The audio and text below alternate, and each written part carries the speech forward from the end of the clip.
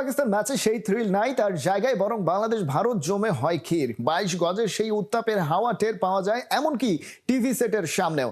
এবার তার সাথে যোগ হচ্ছে দুবাইয়ের মরুভূমি মাখা উত্তাপ। বুধবার দুবাই স্টেডিয়ামে টিম ইন্ডিয়াকে টাইগারদের টার্গেট উঠতে থাকা ইন্ডিয়াকে চেপে ধরা।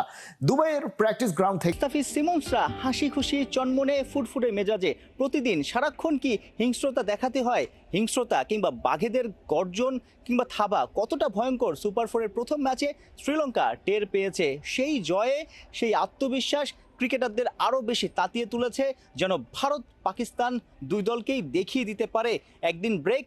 ভারত ম্যাচকে কেন্দ্র করে লক্ষ্য করে প্র্যাকটিসে নেমেই ঘাম ঝরাচ্ছে। ভারতকে ডিঙাতে কোথায় কোথায় উন্নতি দরকার সেই জায়গাটাতে ফাইন টিউনিং করছে ক্রিকেটাররা, কোচিং স্টাফরাও আসলে সেইভাবেই ছকাচ্ছে। বাংলাদেশ দুর্দান্ত ক্রিকেট খেলেছে শ্রীলঙ্কার বিপক্ষে ব্যাটিংয়ে বোলিংয়ে, তবে ফিল্ডিংয়ে আপ টু দ্য মার্ক ছিল না। অর্থাৎ গ্রাউন্ড ফিল্ডিংয়েও অনেক লুফোলস দেখা গেছে, ক্যাচ মিস হয়েছে বেশ কয়েকটা। প্র্যাকটিসে ফিল্ডিং ওস্তাদ জেমস প্যামেন্ট অনেক সিরিয়াস ছিলেন। গ্রাউন্ড ফিল্ডিং, হাই ক্যাচ, লো ক্যাচ, ফ্ল্যাট ক্যাচ, নানাভাবে রিলে ক্যাচ সব কিছুতে আসলে ক্রিকেটারদের আসলে তৈরি করছেন। ক্রিকেটাররা যেন আরও বেশি ফোকাস থাকে এবং তিনি বারবার একটা কথাই বলছেন, ক্যাচেস উইন ম্যাচেস, প্লিজ সবাই ক্যাচটা ধরো, সবাই ফিল্ডিং আরও ফোকাস রাখো। ফিল্ডিংয়ে কিন্তু 15-20 রান কাভার আপ করা যায়, ম্যাচে জয় পরাজয়ে অনেক বড় পার্থক্য করে দেয় fielding. Bharat world champion, Asia কাপের ডিফেন্ডিং চ্যাম্পিয়ন, তাদের বিপক্ষে আসলে হাফ চান্সকেও ফুল চান্সে ক্রিয়েট করতে হবে, সেটাও ক্রিকেটারদের মাথায় ঢুকিয়ে দিয়েছেন জেমস প্যামেন্ট। সেই তাড়না নিয়েই, সেই ছক এঁকেই সেভাবে আসলে তৈরি হচ্ছে ক্রিকেটাররা। তবে একটা বিষয় বলে রাখা ভালো, এই পিচে এই কন্ডিশনে টসটা খুব ইম্পর্টেন্ট রোল প্লে করতে পারে। কারণ সুপার ফোরের প্রথম দুই ম্যাচে আমরা দেখলাম বাংলাদেশ শ্রীলঙ্কাকে হারিয়েছে, যেখানে বাংলাদেশ ক্যাপ্টেন টস জিতে শ্রীলঙ্কাকে আগে ব্যাটিংয়ে পাঠিয়েছে। শ্রীলঙ্কা 168 রান করেছিল, সেটা মোটামুটি অনায়াসে বাংলাদেশ চেস করেছে। পরের দিন আমরা দেখলাম ভারত পাকিস্তান ম্যাচে ভারতীয় ক্যাপ্টেন টস জিতে পাকিস্তানকে ব্যাটিংয়ে পাঠিয়েছে, পাকিস্তান 171 রান করেছে, সেটাও মোটামুটি খুব সহজভাবেই ভারত চেস করে ফেলেছে। অর্থাৎ দুবাইয়ের পিচে এই সুপার ফোরে আমরা দেখছি যে আন্ডার লাইট সেকেন্ড ইনিংসে ব্যাটিং করাটা সহজ হয়। শ্রীলঙ্কান ক্যাপ্টেন আসালঙ্কাও এই বার্তাটাই দিয়েছেন, অর্থাৎ প্রেস মিটে তিনি বলেছেন যে পরবর্তীতে সেকেন্ড ইনিংসে পিচটা আরও ভালো হয়ে যায়, বলটা ব্যাটে ভালো আসে, আন্ডার লাইট বলটা ব্যাটাররা ভালো দেখে এবং টাইমিংটাও খুব ভালো হয়। অর্থাৎ ইভেন বাউন্স থাকে, বোলারও খুব একটা ফায়দা পায় না, ডিউ যদি থাকে সেটা আরও বেশি সুবিধা হয়ে যায় যারা চেস করে। সুপার ফোরে ভারতকে একদম দারুণভাবে একটা শিক্ষা দিতে পারে, তাহলে কিন্তু ফাইনালে ভারতের সঙ্গে যদি আবার দেখা হয় সেই জায়গাটাতে অবশ্যই বাংলাদেশই কনফিডেন্ট থাকবে। বাংলাদেশ শিরোপার যে তাদের স্বপ্ন, শিরোপা জেতার প্রথমবার, সেটা এই সুপার ফোরে ভারতকে হারাতে পারলে তখন ফাইনালে তারা আরও বেশি আত্মবিশ্বাস নিয়ে খেলতে পারবে। সো এই ভারত ম্যাচ, সুপার ফোরের ভারত ম্যাচটা বাংলাদেশকে ফাইনালে ওঠাতে যেমন বড় সাহায্য করবে, পাশাপাশি ফাইনাল জেতাতেও একটা বড় কনফিডেন্স দেবে। সাইফুল রূপক, 71, দুবাই, সংযুক্ত আরব আমিরাত। এশিয়া কাপে ভারত নামের দানব অপেক্ষা করছে বাংলাদেশের সামনে। ভারতের ব্যাটিং লাইন আপ শুরু থেকে শেষ সবাই ভয় ধরাবে। টি-20 ক্রিকেটের সুপারস্টারদের কি নিজেদের থাবায় ফুটতে পারবে টাইগাররা? সেটাই বা কেমন করে? ইন্ডিয়ান ব্যাটিং লাইন আপের সামনে কোন টাইগার হবেন তুরুপের তাস? দেখুন ফয়সাল হাবিবের রিপোর্টে। এশিয়া কাপে সুপার ফোরের ম্যাচে পাকিস্তানকে স্রেফ উড়িয়ে দিয়েছে ভারত। পাকিস্তানকে 6 উইকেটে হারাতে মুখ্য ভূমিকা পালন করেছেন ভারত ওপেনার অভিষেক শর্মা। পাকিস্তানের বিপক্ষে 5-6 আর 6-4-এ অভিষেক করেছেন 39 বলে 74 রান। শুধু এই এক ম্যাচ ভালো খেললেও না হয় হতো, অভিষেক ভয়ানক হয়ে ওঠেন প্রায় প্রতি ম্যাচে। আন্তর্জাতিক টি-20তে অভিষেকের স্ট্রাইক রেট 197, অবিশ্বাস্যই বটে। শুধু যে অন্ধের মতো মারেন এই ব্যাটার তাও তো না, ধারাবাহিকতার মূর্ত প্রতীক শর্মা। মাত্র 20 ইনিংসেই অভিষেক ইতোমধ্যে মেরেছেন 2টা সেঞ্চুরি, ওপেনারের আছে 3টা 50ও। ব্যাটিং গড় প্রায় 36, এমন একজন ব্যাটারকে কি আটকানো যায়? অভিষেকের কি আদৌ কোনো উইক পয়েন্ট আছে? আছে। অভিষেক যদি হন সুপারম্যান, তবে তাকে বধ করার kryptonite tiger pacer Tanzim Hasan Sakib. আন্তর্জাতিক টি-20তে 20 ইনিংস ব্যাটিং করে প্রতিবারই আউট হয়েছেন অভিষেক। 20 বারের মধ্যে সর্বোচ্চ 3 বার আউট হয়েছেন ইংল্যান্ড লেগ স্পিনার আদিল রশিদের বলে। আর সাকিবের বলে অভিষেক আউট হয়েছেন 2 বার, সেটাও 2 বারের মোকাবেলাতেই।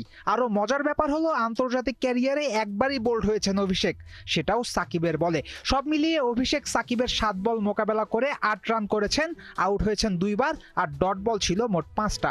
পরিসংখ্যান কিন্তু বলছে অভিষেক সাকিবের পকেটেই থাকে। অভিষেক সাকিবের পকেটে তো থাকেই, পুরো ভারত দলকেই সাকিবকে নিয়ে ভাবতে হয় ওর পারফরমেন্সের কারণে। ভারতের বিপক্ষে 3 ম্যাচে 7টা উইকেট আছে সাকিবের। কোনো নির্দিষ্ট দলের বিপক্ষে এটাই সাকিবের সর্বোচ্চ উইকেট শিকার। যদিও ভারতের বিপক্ষে ইকোনমি রেটটা খুব বেশি সাকিবের, কিন্তু মনে রাখতে হবে এশিয়া কাপ হায়দ্রাবাদ কিংবা দিল্লি নয়, হচ্ছে আরব আমিরাতে। শ্রীলঙ্কার মতো ভারতের বিপক্ষেও 5 বোলার নিয়ে খেলবে বাংলাদেশ। আগের ম্যাচে খুব ভালো বোলিং করতে না পারায় শরীফুল বাদ পড়তে পারেন ভারত ম্যাচে। শরীফুলের জায়গাতেই আসার কথা তানজিম সাকিবের। এদিকে প্রায় প্রতি ম্যাচেই প্রতিপক্ষ বিবেচনায় একাদশ বানাচ্ছে টাইগাররা। যেহেতু ভারত দলে ডানহাতি ব্যাটার বেশি, তাই এই ম্যাচে বেঞ্চে থাকতে হতে পারে শেখ মেহেদী হাসানকে। একাদশে ফেরার কথা লেগ স্পিনার রিশাদ হোসেনের। ঐতিহ্যগতভাবেই বাঁহাতি স্পিনের বিপক্ষে খানিকটা দুর্বল ভারত ব্যাটাররা, তাই নাসুম আহমেদকে এই ম্যাচে পালন করতে হবে বড় রোল। সব মিলিয়ে বাংলাদেশের বোলিং বৈচিত্র্য ভরসা দিচ্ছে ভারতকে 200 রান করতে দেয়া হবে না। বাকি দায়িত্ব নেয়ার জন্য প্রস্তুত তো ব্যাটাররা। ফয়সাল হাবিব, 71। ম্যাচ জিতলেই দলের ঘাটতি ভুলে যাওয়া টাইগার ক্রিকেটে নতুন কিছু নয়। শ্রীলঙ্কার বিপক্ষে জয়ের ম্যাচেও ফিনিশিং এর ঘাটতি চোখে পড়ার মতো।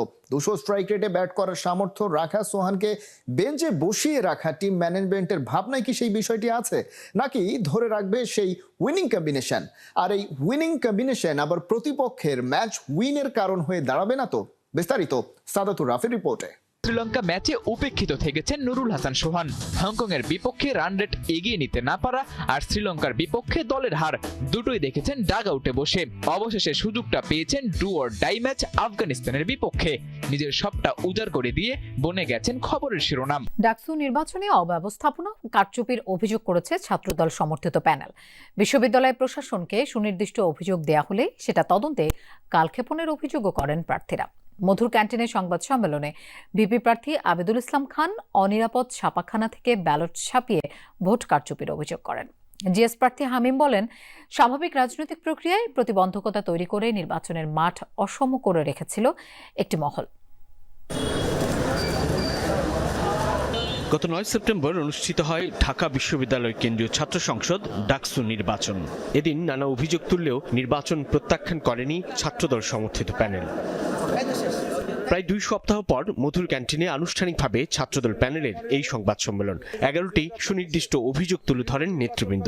জানান, প্রার্থীদের পক্ষ থেকে লিখিত অভিযোগ দেয়া হলেও আমলে নেয়নি বিশ্ববিদ্যালয় প্রশাসন। গণ অভ্যুত্থানের পর থেকে একটি বিশেষ মহল রাজনৈতিক ফায়দা হাসিলের উদ্দেশ্যে আমাদেরকে আপনাদের সামনে নানান নেতিবাচক উপায়ে উপস্থাপন করার অব্যাহত অপচেষ্টা চালিয়েছে। আমাদের স্বাভাবিক রাজনৈতিক প্রক্রিয়াতে এরকম নানান প্রতিবন্ধকতা তৈরি করে নির্বাচনী রাজনীতির মাঠকে অসম করে রাখা হলেও অভিভাবক তুল্য শিক্ষকদের বারংবার আশ্বাসে বিশ্বাস রেখে আমরা ডাকসু নির্বাচনের বিষয়ে সর্বোচ্চ আন্তরিকতা দেখিয়ে সার্বিক সহযোগিতা বজায় রেখেছি। কোনো মিছিল, মিটিং কিংবা পাল্টা কর্মসূচি পালন না করে যথাযথ প্রক্রিয়ায় অভিযোগ তুলে ধরার কথা জানিয়ে ভিপি প্রার্থী আবেদুল ইসলাম খান জানান, পূর্বের রাজনৈতিক সংস্কৃতি থেকে বেরিয়ে এসেছে ছাত্র